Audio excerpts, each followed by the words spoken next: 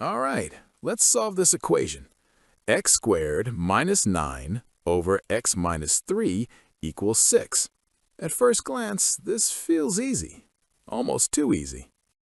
And if you're like most people, your brain immediately says, I'll just cancel something.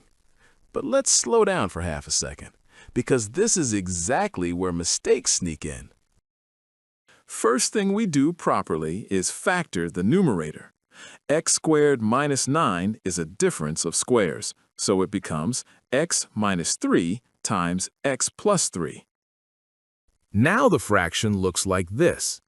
We can cancel x minus 3, but the moment we do that, we quietly create a rule.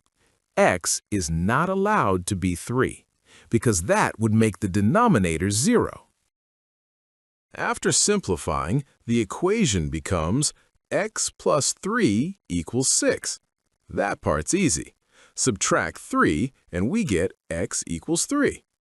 And this is the moment to pause, because x equals 3 is exactly the value we just said was not allowed. So even though the algebra leads us to x equals 3, it doesn't actually work in the original equation. That means the equation has no solution.